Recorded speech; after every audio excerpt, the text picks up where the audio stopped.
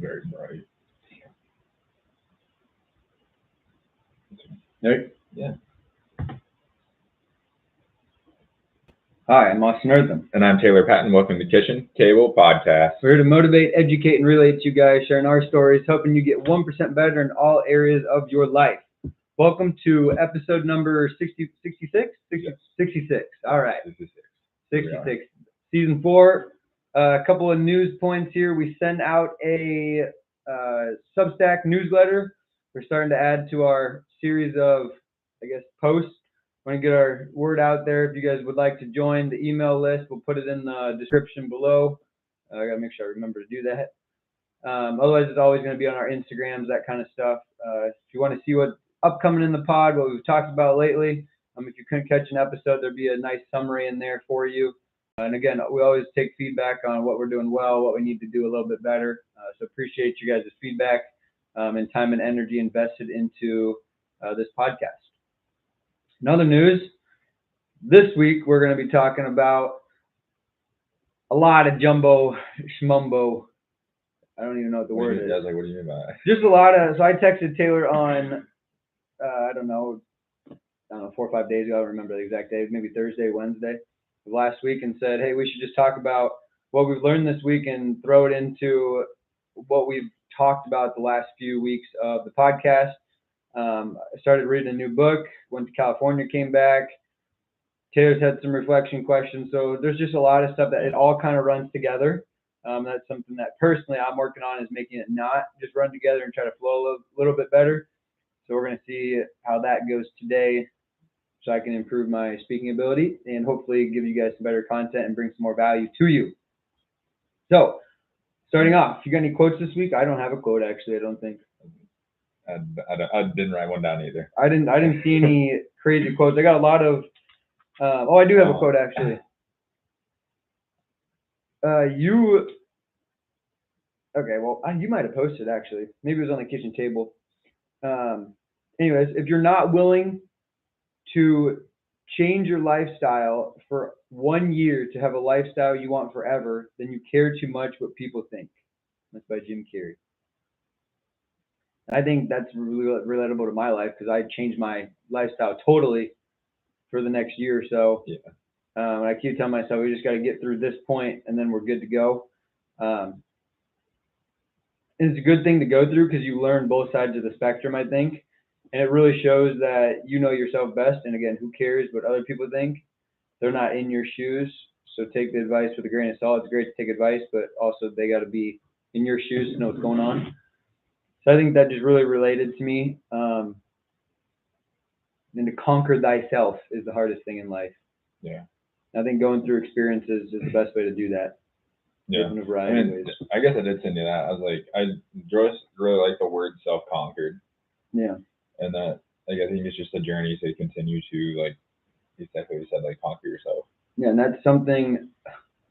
One of your questions, ask me the second question. Ask me your two questions that we discussed. Because it's going to all flow in this. And I think it's good for the viewers. Yeah, the first question I was thinking about, what are 3 things you can't live without? And so I would go back to the priorities in life. Where are your priorities right now? Yeah. So just in general, I think your priorities should always have values attached to it. Because if you don't have your values, then what are you doing, You got to be true to yourself, and that also helps with conquering yourself. So the first thing I can't live without is my faith. So in my sports psychology class, we're learning about how faith gives a lot of athletes, one, you have a platform as an athlete, so it helps to spread the gospel, which is great, right? Mm-hmm. I think that also faith takes the pressure off you, and it also gives you something to hope for. The whole point of faith is to hope, right? Because you don't know what's going to happen in the future, but if you have faith, it takes kind of the weight off your shoulders and gives you something to look forward to. Yeah. Or gives you something to, to live for, if that makes sense. And helps you. I also think it helps you to find your purpose. So without your faith, to me, I would say if you don't have a faith, that's okay. I don't have a problem with that. But I don't think you're going to be as fulfilled if you did have a faith. And I was told that to Steph before she was inverted or converted, I guess what I'm looking for, converted into the faith. And she's like, yeah, I finally understand. I don't know, we were on our honeymoon, and she said it. She's like, I finally understand what you meant by there's a part of me missing, that when I have the faith, like something's added to my life. And that was a big like, wow, like this is fruitfulness coming back. So I think that is the number one thing I have to have in my life. Number two, got to have relationships. My brother and I went home last weekend because my cousin got his 100th win in wrestling for his career, and then my mom's birthday was also this past week now. So I went home for a day when I got back from California. Literally went straight there, and then we were talking. My brother and I were talking in the car, and he's like, "Yeah, relationships matter a lot more to me than they did in high school." I was like, "Yeah, that's just part of growing up and getting some more wisdom. That in the end, you always need those relationships, whether you're looking for a business opportunity, whether you're looking for a friend, whether you need to talk to somebody. All those I think are important, and humans crave love and attention, right? Yeah. So I think I'm definitely in that boat. I used to push people away for relationships, and now that's where I'm living because my best friends are here, and that plays a huge role. Otherwise, I would have moved by now. And number three, I think I always need a goal. This is a little outside the box, maybe. I always need a goal, something to push myself, something to challenge myself to get towards, because then I have something to work for and have a reason to do what I'm doing. Whether that's a full-on purpose, whether that's a tidbit I want to learn, like I want to learn survivor skills and I want to learn sign language. So the other day I was bored, I just looked up survivor skill stuff. So like little goals or obviously big goals I need to work towards, and I need to get better at not having outcomes, but having process day to day. And we can get to that later. Those are three things I have to have in my life, I think. Your turn. Mine aren't in order, I guess. Mine, I just said the gym, my phone, and relationships. Phone, I didn't think about that. That's a good one. And then and again, those were like I think all the things you said, like I guess anything in life, but you can use, like, are all used as tools. And that, like, it sounds very like condescending, like saying a phone, but like it also connects you to the world. Yeah, it would be hard to have without your phone. So apparently Liver King doesn't. When you go to Liver King's house, they don't use cell phones. Yeah. I don't remember where I saw this, but he talked about it. He's so primal, man. Yeah, and his like internet is like weird. Like they shut off their internet and something like that. Really? Yeah. I didn't know that. But that being really lives a lifestyle. Like, yeah, he's full go on it. It's awesome. Again, I don't know the ins and outs of it actually, but from social media standpoint, Yeah. I honestly think the reason I would need my phone is because everybody else has their phone, and it's hard to you get the FOMO if you're missing out on it. Yeah. But if nobody had it, just like if money wasn't a thing, nobody would worry about it. Yeah. So I don't know. Phone's a hard one because you really do need it, especially in today's world. But if nobody else had it, I think it would be a lot easier to say, I don't need this. You know? Or like you just fully convert, it'd be fine. Yeah. Save you a lot of money every month, you know. You don't have to have internet, you don't have to pay your phone bill. I mean right. Yeah, I mean everything's a lot easier to live without if not everyone has it. Yeah, good point. Just going to the next question then. What gets you excited about life? This is what I'm talking about. Like you said you gotta conquer thyself. Yeah. Self-conquered. I think that is the hardest thing to do in life. And I think that when whatever purpose or message you're trying to share to others, you have to be able to have a backbone for yourself in order to not be a hypocrite about it. And I think we're all hypocrites and we all fail. Absolutely. And then to speak about it, I just think isn't right. So what keeps me going in life is right now specifically is how can I be my best self? Right? So how can I keep my recovery high? How can I get stronger? And only focus on a few things at a time, right? So right now I'm just trying to focus on getting stronger. Again, talk about my hip all the time. I'm literally trying to kill my hip right now, just see if it can withstand it, right? And we're getting better. And we're doing, shout out to Tom Miller. He's an athletic trainer when I was at UNI. He's doing some personal training in Colorado now. I literally just asked him, like, hey, what can I do to like fix this problem? And he gave me some exercises, and fingers crossed. But right now, my hip feels way better than it has in 8 months. And some of it's probably the exercises. So appreciate his help on that. But if you can conquer thyself, if you can get stronger in this area, if you can challenge yourself, how can my wife and I have a stronger relationship? How can we communicate better? How can we get sleep? How can we do everything right over and over and over and build on that? And then that gets you closer. Like I was thinking yesterday, I was like, you know what? I've always been active. Like I need to be, part of my purpose is I got to be moving. I got to be doing something. That's always who I've been. Okay, so that's me. All right. So next step, okay, here's where this is where I got to get better because it's all mumbo jumbo again. I've been really big on purpose, right? So purpose has always driven me, but I want to get better at conquering thyself by a process. And this also goes with the book I'm reading. A process, not the outcome. Because I got in this huge discussion with my family when I was at home. And you don't need to know the backlog of it. All you need to know is we talked about purpose and how at my first teaching job, I didn't put extra effort in. I didn't give the so-called 100% effort because I said it's impossible to give 100% effort all day, every day. That's why we're talking consistency and intensity again. Like that's why it's important to have intensity over consistency because at some point you're going to be burned out. But I said in the real world, you need both, right? So I was like, my uncle was like, the kids deserve your attention while they're in school. And I agree, they do. But I will give them attention. I will teach them and give them what they need to be great in the classroom or outside of the classroom. But my thing is, if I'm truly giving 100%, I'm going to be lesson planning after school. Whereas I just go to the POC and I just agree with it because I think the standards are dumb anyways. And people who make the standards aren't even teachers. So how would they know? I think we need to be teaching life lessons, not science lessons. So how can we critically think? How can we solve problems? How can we work in groups that we don't like? How can we meet a deadline? All that kind of stuff, right? Right. And we're out here, yeah, let's do this lab so they learn about genetic diversity. Okay, great, but your doctor is going to tell you any genetic diversity thing you need to know, unless you are a genetic scientist, right? So that's maybe one person out of every 2 years you teach. So if that one person is interested, hopefully they come to you and you can give them some extra stuff and help them out. But my point was, I'm not going to be lesson planning after school. I'm going to go work out. And then people are saying that's selfish. And what are you doing for the world, right?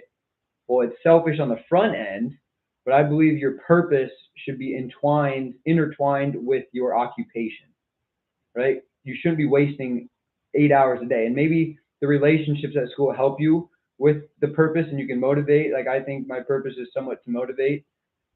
But how can I spend 8 hours on it, not 2 hours on it and go work out? So everybody's like, oh, sports doesn't really help you gain anything. We talked about Tom Brady and how his purpose, I was like, Tom Brady's purpose was to like be the Super Bowl champion, whatever, play this long. That's part of his purpose.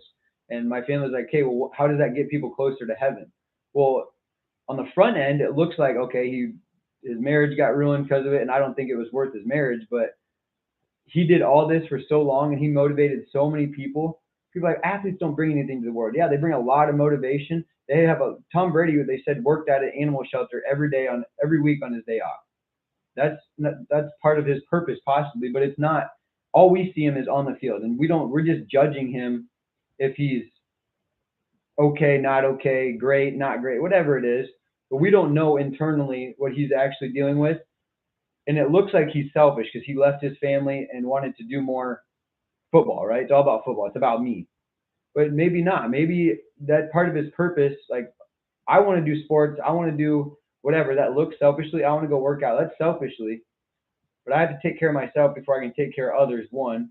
And two, after playing football, after doing whatever he does, he has financial security. He has a new job. He can provide back to the world at a greater extent. So in the end, he's doing it selfishly to give unselfishly for his purpose. Does that make sense?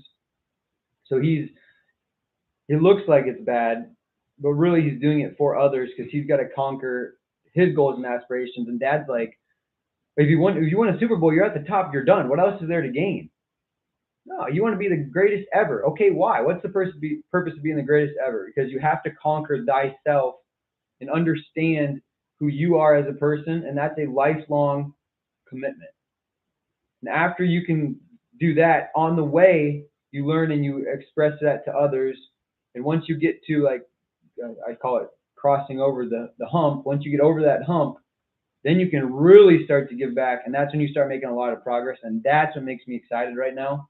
Because I don't know where my life is going, but I have, like, if I do things right and I have a process, instead of thinking, yeah, I want to be a professional athlete, I want to be a motivational speaker, I want to have my own business, thinking about the end goal. Okay, how can I get stronger today? Not I have to be at this level to reach whatever CrossFit professional athlete. I need to be able to hit that number. No, can I beat the number that I had last week? Right? That's what I'm trying to think about. How can I learn today to make me better tomorrow? And over time, that consistency will really show up. So I got to change my way of thinking to make it be a little more process and truly believe that process, not just think, yeah, I'm working on it, but I still got to hit this number. And don't worry about the number. Just be the best you can and good things will happen. That's what makes me excited. Thank you for coming to my TED Talk. 8 minutes. Yeah, I was like, that's quite a roundabout way. Yeah, see, I said it was going to all be jumbled together, but I was trying to get it out. When it comes to school and everything, like in who you are as a person, I really think like you have really good boundaries around yourself. You talking to me personally, or? Yeah. Okay. And that, like, understanding outside in, like, a lot of people have bad boundaries, and that with themselves, and then saying like, if someone like has you to come in early to work or stay late, like kind of like how you're talking about for school, you're like, no, I'm done. My time is up at 3:45, and that I'll meet at school hours between blah, blank and blank. And I think that's where like people get upset, is because they don't have good boundaries for themselves, or they don't see the value that you have going on outside of that. And so that's where I think a lot of people like need to like work on, because there's also a lot of time people waste during the day. Like some of our meetings, we have an hour meeting that could be 15 minutes, in my opinion. Yeah.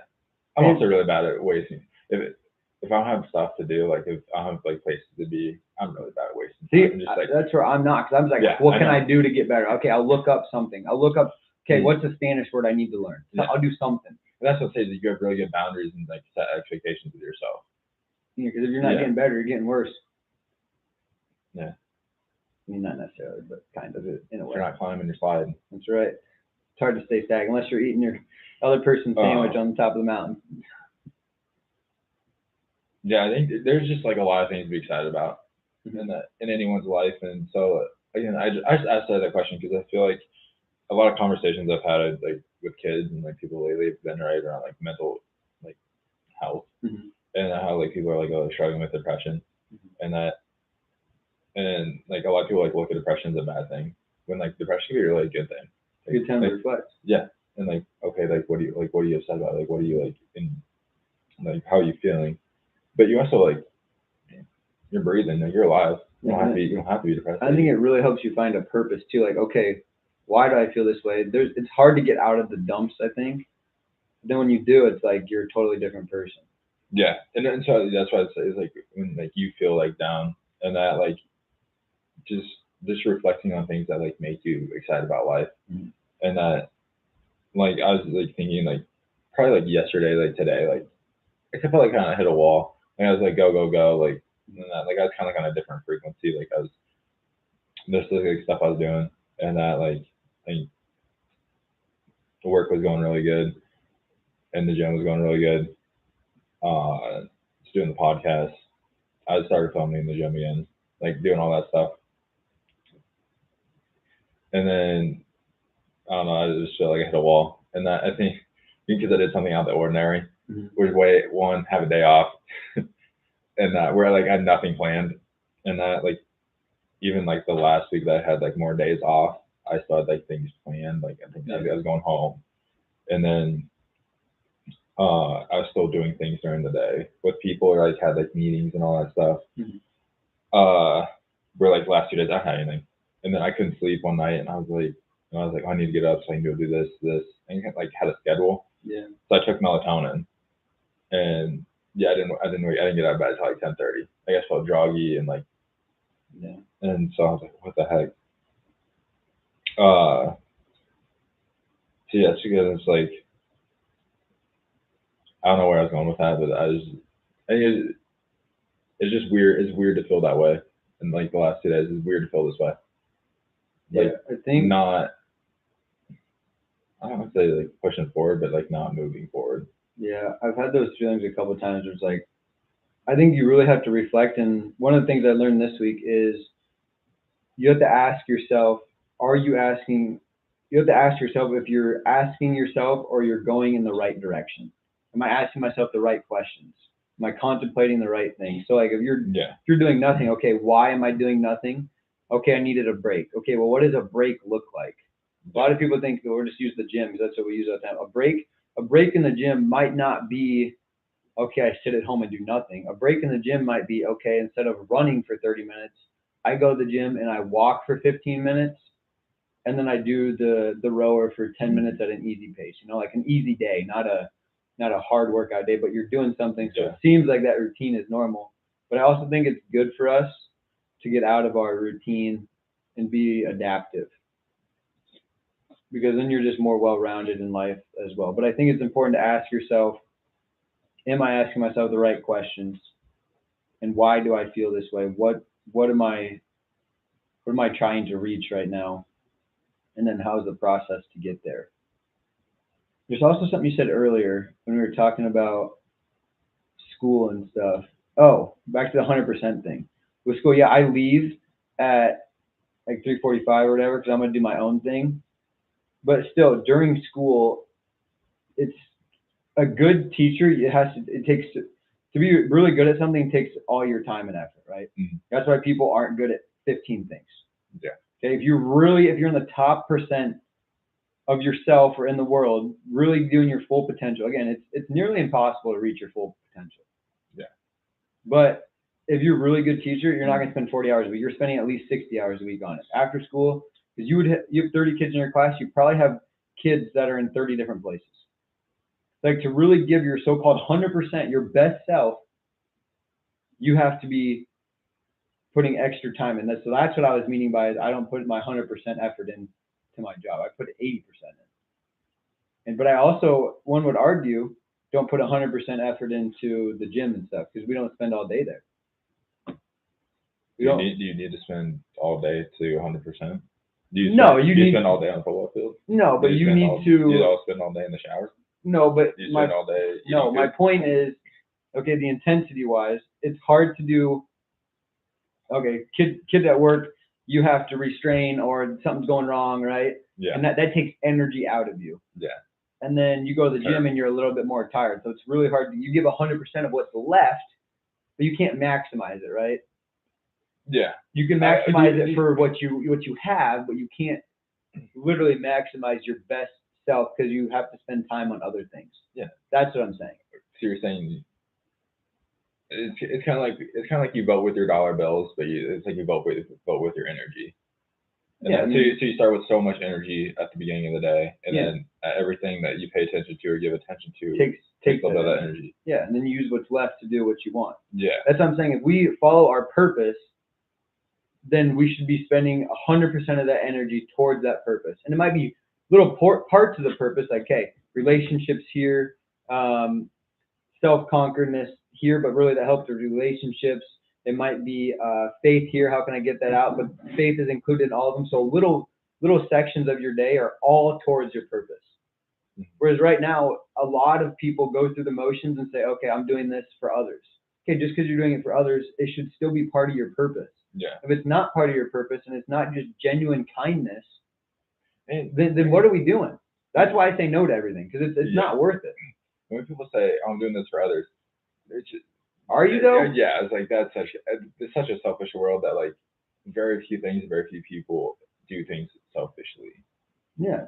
and that or selfishly, Unselfish. Yeah. Unselfishly. and that just for other people, and that there's always a why behind it, and it's not a bad thing. Like that's not a bad thing. Yeah, but I there's think. always going to be. But if you're trying to get something in return, my opinion, they're you're better off saying no and doing something or different. maybe that's what they want to do. If that's what they want to do, then hey, that's awesome. But I feel like they're not conquering.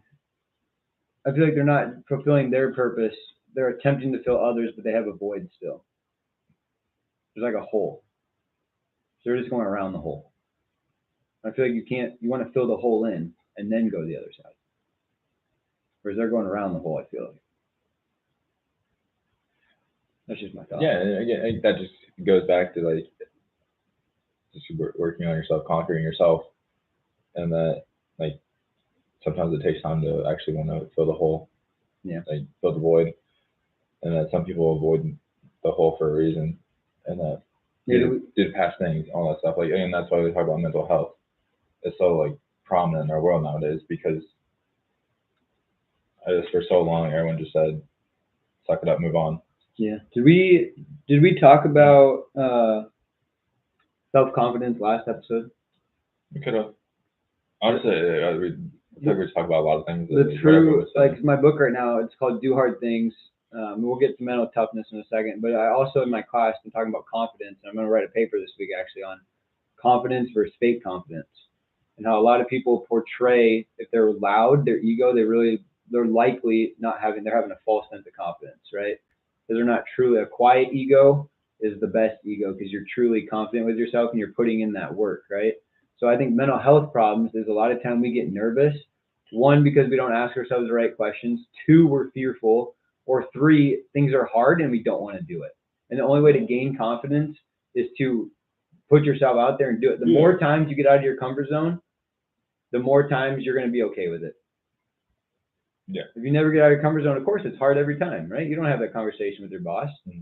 But if you have the conversation with your boss, the next time it becomes easier. Yeah. So I think having true confidence is part of the reason why we have mental health breakdowns in this country because we don't attempt to get any better at it. Yeah. Along with confidence is like people get so used to lying to themselves. Yeah, and I think that's again false sense of self. Yeah, and exactly. So like what I mean by that is like if we don't follow it, we need to follow our purpose more. I think we did talk about this because I talked about it again beforehand. No, yeah. I talked about like lying. Yeah. Exactly. But if you didn't listen last week, so I'll explain it again. Like building self-confidence just comes like by keeping promises to yourself. And that, so if you're going to work out, you're going to go to the gym, okay, go to the gym.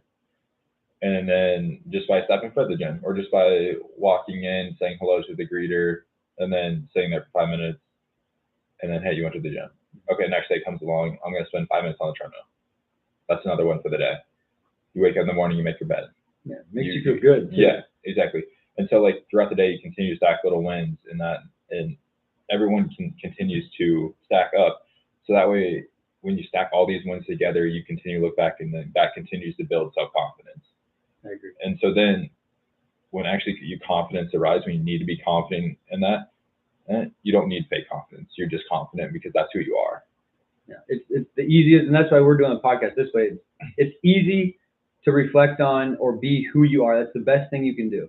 Is you're yourself and your true self. I also think, going off what you just said,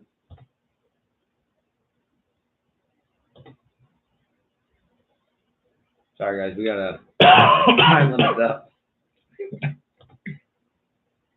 Going off what you just said, I think that confidence is also, I don't know, it's a very touchy subject, but when we're going off the purpose, having confidence also helps you to do your purpose with more purpose, for lack of a better word, right? So you can attack it a little bit more.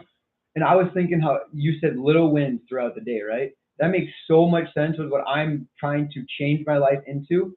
The other day I was watching a tennis documentary on Netflix, and one, tennis is brutal because it's just you out there, and I mean, there's a lot of tough things I think in tennis. But anyways, they asked like, what's your biggest fear? Not conquering myself or whatever it might be that we've been talking about. Whereas when I think of like, what's my biggest fear? My fear is failing, not making it, which that's an awful fear. Yeah. It should be like not making it, if that makes sense, but not being the best that I can be. So those little goals that you talked about are so much better than thinking of the end outcome, which is where I'm working on trying to change my full thought process. Not how can I get to the top? How can I be a speaker? How can I play in the NFL?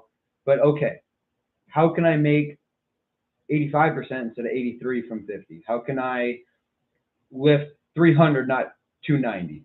And how can I do that today? Okay, maybe my pull needs to be better. Maybe I need to get more sleep. Maybe my nutrition needs to be better. How can I get better today so that I can be my best version of myself? And then wherever that lands, something good will come out of it. Yeah. I really like the little wins with the self-confidence. Yeah. And one thing is like, your purpose is your purpose. It's no one else's. And that, so like, people judging you, people are going to judge you all the time, no matter if you're doing your purpose or not doing your purpose, people are going to judge you. Yeah. And that everyone, like, you're the main character in life, everyone else is NPCs. When NPCs is not playable characters in video games. And so you have no control over what they do, what they say, how they say things. They're just there. And that's another reason we shouldn't compare too. Exactly. Why should I compare to myself to Tom Brady? Yeah, exactly. Comparing is like the theft of joy. Yeah, and I'm not good at that. I'll be honest. Like I'm not good at that because there's like a standard, right? And you want to hit that so-called standard. Yeah. But that standard's not Austin's standard. That's Tom Brady's standard. Two different lives, two different genetics, two different ways of growing up, two different lifestyles. Exactly. So I think it all. Also, like, again, like, everyone's a work in progress. If you're breathing, you're broken. Yeah. And that, so like again, I guess like going back to faith and that, like, just pouring a lot into him. And I mean, like, at the end of the day, like, it is what it is going to happen, how it's going to happen. So why are we fearful of how things are going to happen? Yeah. And there's another, so two things with the fear thing. One, we had some friends over the other night, and they're having a kid that's due in the summer. And we went to their house in August, and one of them wanted a kid and the other was like not sure about it yet. Yeah. And I asked them, I was like, hey, what changed? Because they had to like start trying shortly after, right? So I was like, what changed in your mindset that you were like, yeah, we can do this? And he said, I realized the only thing that was holding me back is that I was fearful about having a kid that I wasn't ready. And then they talked about it as a couple, and they're like, if the only thing that is holding us back is fear, we're probably never going to be ready, right? You're never just prepared to have a change that's that large, especially when it's your first kid, Exactly. So like, there's no reason, if fear is our only reason to not have one, then what are we doing? You know what I mean? Yeah. And I was just like, wow, that is I get goosebumps thinking about it, because that's such a great growth, both as a couple, as a man. It's just, and again, God will provide for them, and it grows your relationship so much more. And if you have nothing else in your life to like so-called grow, that's a huge growth, right? And I think some people, maybe it wasn't the time, but I think for them it was a great time to start a family. And Steph and I were doing a second thing with fear. Steph and I were doing a Bible study like we do most Wednesday nights, and we're reading the book in The Chosen, and one of I don't remember if it was Luke, Matthew, Mark, or John, but it was one of the Bible verses, and it talks about how Jesus told the woman to stand up straight and that she's the daughter of Abraham. And it goes on to say how the woman, she like isn't hunched over anymore. She's straight, right? And it wasn't that the fact that Jesus was talking to a woman. It was the fact that Jesus said, I called you the daughter of Abraham. Meaning, she's like, Jesus called me. Out of everybody in the world, Jesus called me. And it was a good reminder that Jesus calls every one of us. It's just a matter of when we're called, how we're called, and if we are listening. But Jesus will always provide for us and always call each and every one of us in our own way, in our own purpose. We just have to do our part, and we have to be looking for it. And I think a lot that goes back to the purpose thing, that goes back to the fear. If we're scared, well, maybe this is what God wants us to go to. But we're too scared to take the step, and then we miss an opportunity. And God keeps pushing us. We want to keep hitting the opportunity. Beyond fear is freedom. Yeah. And that's where you find the best self. That's where you find your. That's a great quote. Where you Write find- it down. Beyond fear is freedom. Yeah, because it's where you're gonna find your true self. As soon as you take your first step in that fear, it's where And it where gains everything starts coming together. and it gains confidence too. And Absolutely. that's a way to again, all this is everything we've talked about today is a process to find your true self. That should be the name of the episode. Process to find your true self. Also, the book I'm reading right now, called Do Hard Things. It talks about 4 steps to do inner confidence. And we've talked about a little bit of it. Develop the quiet ego, trust your training in yourself. It's like what you've been through. It talks about shedding perfection. This is a good one that we can talk about. Shed perfection and embrace who you are. So earlier you talked about like not comparing yourself. Yeah. And we want to like get rid of the so-called image that we see from others. Right? Just be who you are. And the biggest one, this is so interesting. This goes with the process I was talking about. Lower the bar, but raise the floor. Because a lot of times we think of the outcome. We think of the end result, right? I want to be this person. Yeah. Right. Now, we're not saying lower the bar, meaning have less dreams and aspirations. We want to raise the floor, meaning, okay, this is the goal I want. How on the day-to-day do I build that self-confidence? Do I get better at overcoming my fear? How do I get to that freedom that you were just talking about on a day-to-day? So I thought that was really good wisdom, we'll say, to really help take the next step. What else you got? I got some more we can go to if you want. I was just like reflecting, like things don't ever go as planned, and that like no matter how much like you picture perfect and have like overthinking like how many situations go in your head, like things will never go as you planned. Yeah. And that I think that because, yeah, you should just, again, life's 10% what happens to you, 90% how you respond to it. Yeah. So I think you should just be okay with, yep, this is where I'm at. Yeah. This is what happened. Okay. How can I turn this into a positive, right? Yeah. Oh, so I got a story for that. We can go through that. So it goes with the whole confidence and stuff like that too. So I was in Kansas City with the Chiefs at mini camp. We had a competition it was just supposed to be me as a kicker there, but then they brought in another kicker, right? So it was me and this kid from Kansas. And we were there for, I don't know, 5 days or so. So every other day we would kick in front of the team, and then the other person would just kick on the sideline in front of the special teams coordinator. And whoever had the best make percentage at the end of the week would get to go in the so-called final day of competition, right? We'd get to go in front of the team to kick extra. There was an odd number of days. So we went back and forth, and there was the tiebreaker. The Chiefs have literally a target, like a dartboard behind the goalpost. So the tiebreaker would be who hit the dartboard the most.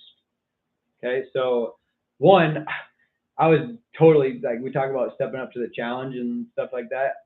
Every time I kicked was so windy. It just sucked. So the first day I kicked like just in front of the special teams coach, and it's so windy. So I missed a couple, but I did pretty good. And then in front of the team the next day, I did awesome. I went 10 for 10, right? So we go back and forth. And then again, on my own, it's a windy day. So I missed like 4 kicks. I was like, crap. I was like, tomorrow it's supposed to be a nice day. He's going to make all his kicks, right? So he had to make like 7 out of 10 to beat me. And he missed 5. So I was like, sweet, we ended up tying in the so-called percentage. But I had, the day that I kicked in front of the team and went 10 for 10, I had like 7 or 8 just bullseyes right in the middle. So we were counting them up, and I beat him pretty good on the precision part of it. So I got a kick in front of the team, right? So I'm happy. I was like, yeah, I won the battle there. I feel good about myself. And then they come to me before practice, and they're like, Austin, you'll kick all the balls today unless you miss 3 in a row. And I was like, yeah, I won't miss 3 in a row. Thinking that, okay, it's fine, no big deal, right? And we get back to 50. I missed the first one. I was like, okay, just fix this here. Missed the second one the opposite way. So then I'm thinking in my head, oh crap, like this is, I can't figure this wind out, right? And I missed the third, and I ended my camp like that. And he goes in, kicks 150, made it, right? So from my end, going at third, like I made it, right? I didn't make it yet because I still had a whole nother day to go, and I had that false sense of confidence that, hey, I'm not going to miss this. But I didn't prepare. I didn't think about the process. In my last kick, I was thinking, okay, I can't figure this wind out. Right? I was fearful of the outcome, not thinking about the process. How can I make this? How can I make this kick? Right? And then learning from it, moving forward is, okay, that was a great experience. Now I can have real self-confidence. I can build upon that, and I can shed that perfection. Right? Embrace who I am. This is where I'm at. This is what I need to do better. It's a great learning point, I think. Yeah, absolutely. So, anyways, what did you say before I talked about the story? I had something I don't remember. This is what I need to get better at. Things don't go as planned. Yeah, see, it didn't go as planned. I was like, I'm gonna make all 3. I'll be good to go. Things don't go as planned. You just gotta be okay with it. It is what it is. I tried my best. Just like at the camp I went to in California, I did pretty well. My kickoffs didn't have a lot of height on them, but that's where I was at. My hip, I've done kickoffs 3 times in the last 10 months. Yeah. So I was like, you know what? They were deep, but they weren't height. That's where I was right now, right? Yeah. I got to be okay with that, and I can live with that. Yeah. I can't compare myself to other people. That's where I was, and then that's okay. Live and move on. You know what I mean? Don't be stuck in it. I think that'd be a good place to end it. Roger that, Captain. Appreciate you guys listen. Make sure you tune in on the 1440 on Thursday. Appreciate you. Love you.